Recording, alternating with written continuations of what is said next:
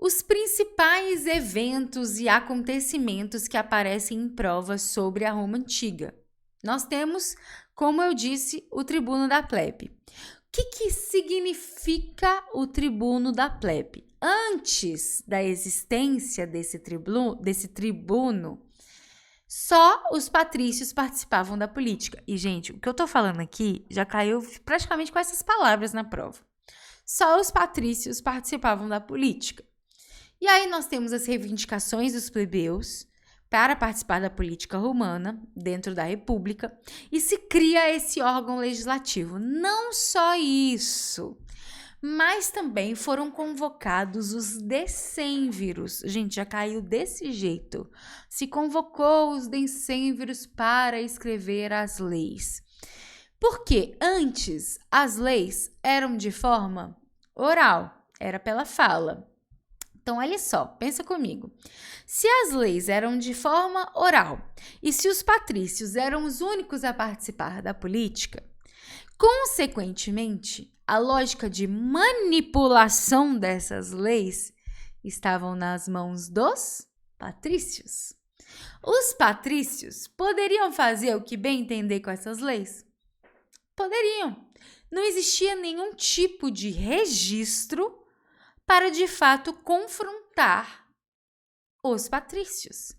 E agora, com essa lei das 12 tábuas, com a convocação dos decênviros, caiu na prova do Enem assim, os decênviros foram convocados, alguns viajaram para a Grécia para aprender com Solon sobre as legislações.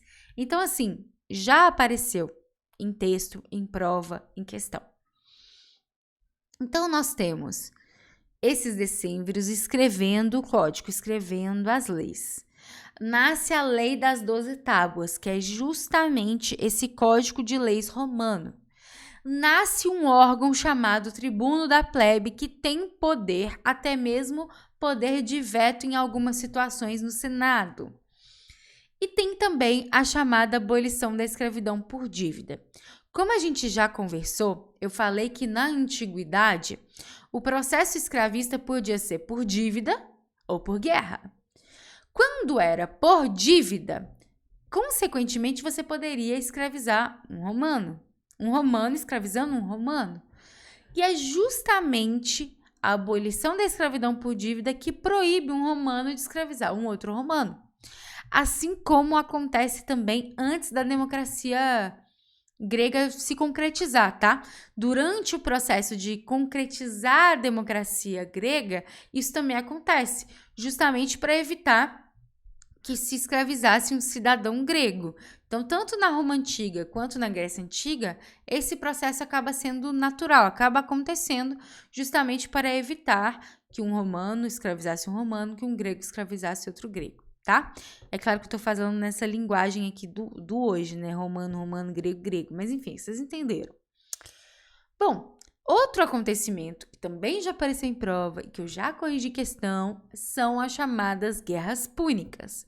As Guerras Púnicas, que vão de 264 a 146 a.C., é o que dá início ao processo de expansão romana. Por isso tem um marco muito forte. Aquele império todo que contorna o Mediterrâneo começa com as Guerras Púnicas. Começa na lógica Roma versus Cartago, que são os fenícios. Para quem não sabe quem são os fenícios, tem vídeo aqui no canal. E esses fenícios eram simplesmente os maiores comerciantes da antiguidade. Eles eram conhecidos ao longo de todo o Mediterrâneo, até ultrapassava o Mediterrâneo. E os romanos acabam vencendo, e até mesmo essa potência dos fenícios comercial vai perdendo força por causa dos romanos, tá? E aí começa uma lógica de concentração de terra, o que vai aí gerar muitos problemas, né? Porque os plebeus, mesmo com participação política, eles não conseguem as terras, que começa a concentração de terra através dessa lógica de expansão romana. Bom, outro assunto que aparece muito é a lógica da crise do Império Romano e da divisão.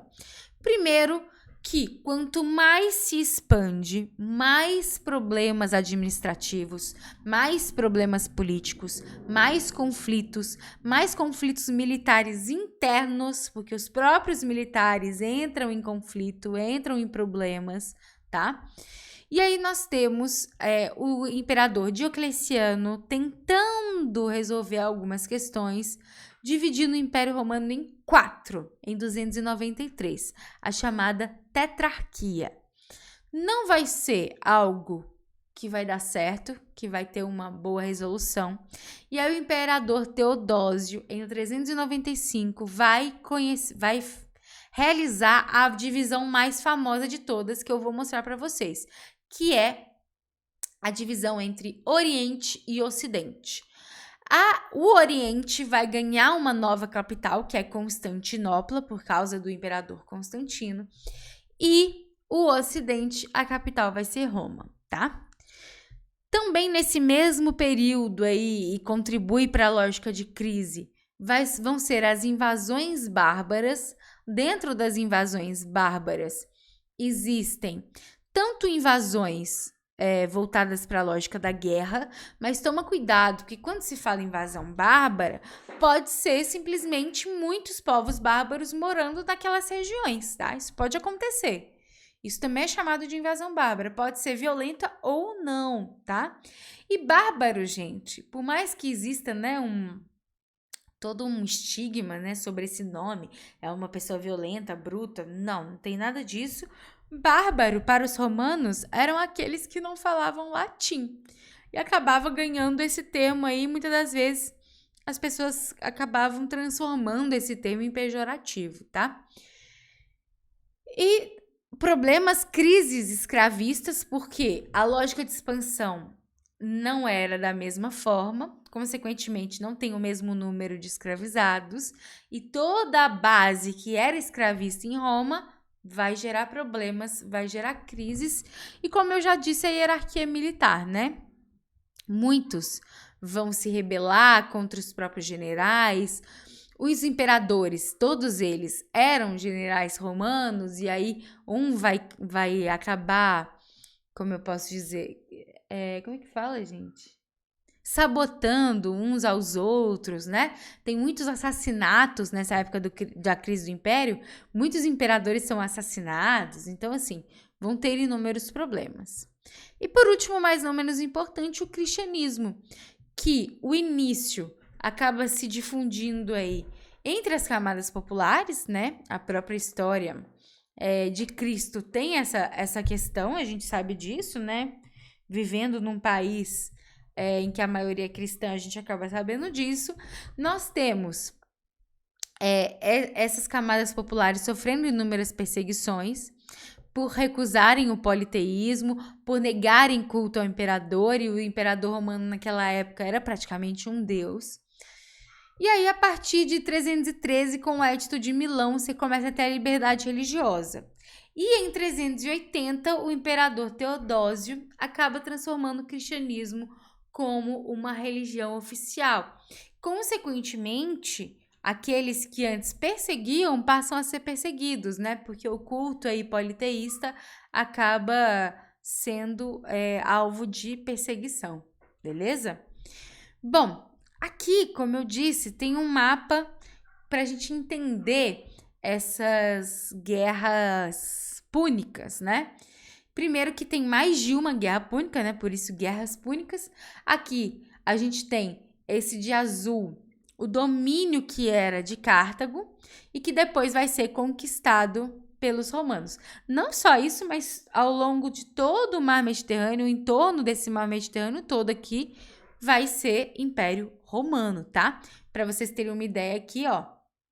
Aqui já tem a divisão, como eu disse, a última divisão, essa divisão vai ser em Oriente e Ocidente. E aí uma coisa importante, quando a gente estuda a crise do Império Romano, quando vocês veem isso, a crise do Império Romano, a gente está estudando essa parte aqui, ó. Esse verde aqui, tá? Que cai em 476 depois de Cristo. Então, nós temos o início da Idade Média, né, os marcos históricos, a partir da queda do Império Romano do Ocidente. E a gente tem a queda do Império Romano do Oriente só em 1453, que é essa parte laranja aqui, tá? Então, tomem muito cuidado aí para não confundir, porque são duas datas de praticamente 1000 anos de diferença, tá? Que você tem essa divisão aí. Combinado?